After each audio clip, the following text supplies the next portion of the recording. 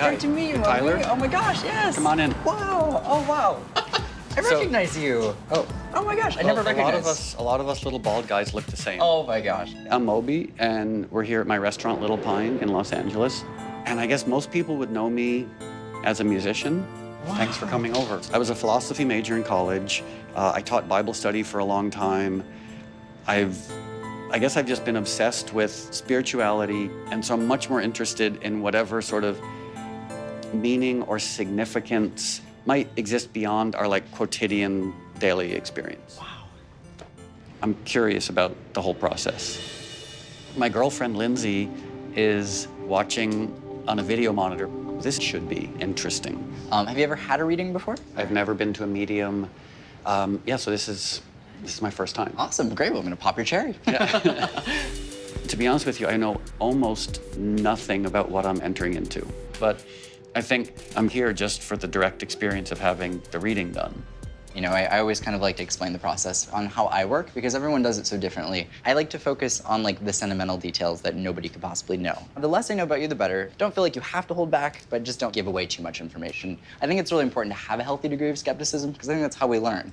I wouldn't necessarily say I'm skeptical, Yeah. though. I'm just open. Awesome. Like, I'm neither a believer nor am I like closed off, Awesome. skeptical, saying like, you need to prove yourself to me. Sure. I'm just like, I'd say benignly open. Awesome. So generally how this works is usually I just kind of will place my hand on an object and that's kind of how I make a connection. Now it could be a connection to the person who owned it or had a connection to it. Okay. Or it could bring Should I take it out? Sure, if you'd like, yeah. Awesome. Yeah, that makes sense.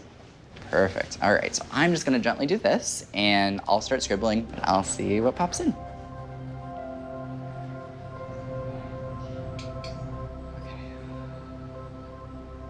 But what's interesting is I have two distinct energies that I need to kind of highlight. And one I would view as being very maternal, and the other is very paternal. But they come through separately, not together. Dad's side's kind of trying to pop in. Do you know if anyone has any New Jersey connections on your dad's side? Yeah. Yeah. Okay. My grandmother on my father's side lived in New Jersey, Right. and my father was from New Jersey. Okay. I don't know. Sure. No problem. So We'll work with it. Yeah. Okay. The thing I want to mention is that he comes through as like dad. So is your father actually passed away? Yes. Okay. There's two James I have to highlight that I want to mention, but it's connected to that. My Two James. I don't know about the second James, but my father's name was James. Okay. There's an acknowledgement that this man has a very close connection to you, but he's had a closer connection to you on the other side than he ever got to in life, in the way that this comes across. And Are you he sure? Are you references- sure we've never met before? I'm pretty sure. That side on your dad's side does have, as all families do, some element of dysfunction. There's an acknowledgement on his end of family that there were multiple alcoholics on multiple generations that I need to highlight. Am I allowed to talk? Yeah, Okay. absolutely. My father died when I was 2, and my father died very drunk because he was an alcoholic, and he died in a car accident when he was driving. Wow, okay. If there's any message from Dad, it's just he takes accountability and understands what contributed to his passing. And in the way that this comes across, he feels like the man that you've been able to become, he is so immensely proud of because you've had to do so much on your own. My dad died when I was 2, and my aunts and uncles who remember him told me that he was very quick-witted, really funny, like just super sharp, but also a troubled, heavy drinker. So we're gonna take this to the next level because I have a lot more kind of coming through, okay? So, do you know if there's a Liz in the family at all, to your knowledge?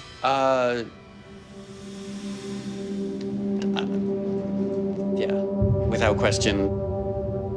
That's my mom and the woman who painted this. Oh, okay, great. Yeah. Awesome. This is insane. This is insane. He's right on every single thing. For what it's worth, everything you've said so far has been lovely but disconcertingly accurate. Okay, no worries. we'll see. I mean, No, in a good way. Good. Yeah. So my mom painted this of me. I think it might have been the only portrait that she ever really painted that I sat for. I love that. What an amazing moment to get to capture. And it has so much meaning, and that oftentimes really makes Yeah. a big difference when I'm holding on to an object. This is interesting the way this comes across. Now, there is a woman who comes on your mom's side who references to an illness, and this is like referencing to decline. There is a reference to cancer that I need to mention on your mom's side, and then we talk about this being rapid or quick. In the last month, I feel like everything kind of speeds up. Do you know who had the cancer that ultimately affected the lungs? My mom. Okay. Now, the thing that comes through with this is there's an acknowledgement of a scan and missing a scan, as in like if we get a scan and everything looks fine, and then we end up having to need another and we like reveal something as being wrong.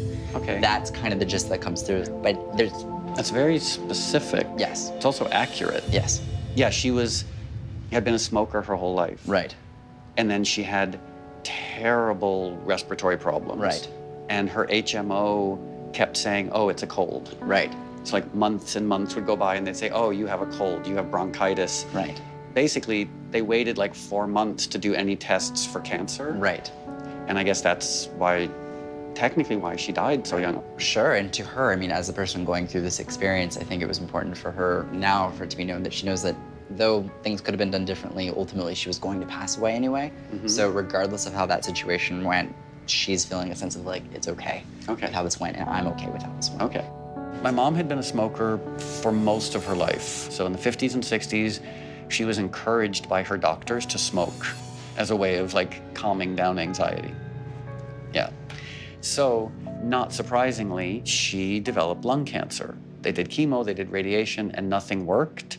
So it was a very quick decline and progression. Did your mom have an, I don't know why she's presenting the sense of humor, but it's fun. It's a unique sense of humor. She's an interesting lady. Let me think how to put this. She's joking about being moody, and like, there's a reference to like, I'm one way this way and then another way the next, but it's like dependent on the day. But she's not viewing this like a negative sense. It's more of like a self-deprecating kind of like a funny thing. Does that make sense? Perfect sense. Yeah, she was funny. And I sort of, like growing up, I didn't know that there were unfunny people in the world.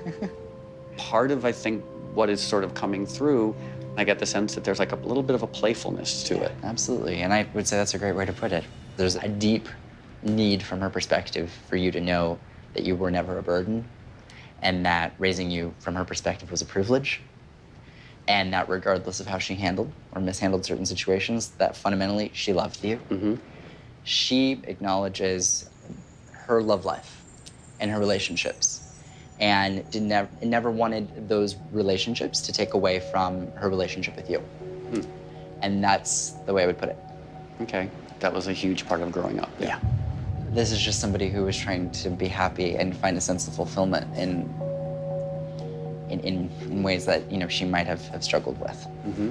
So that makes a lot of sense. My mom raised me on her own, and the relationship we had was very complicated.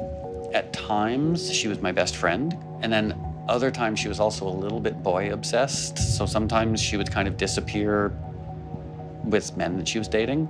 So I would say I had a challenging, complicated, at times wonderful, and at times difficult relationship with my mom. There's one thing I need to kind of, this is, okay. Sorry, I just have to figure out where I'm going, because your mom's showing me white roses. And when I see those, this is interesting the way this is coming in. So, grave. This is strange. Give me 1 second.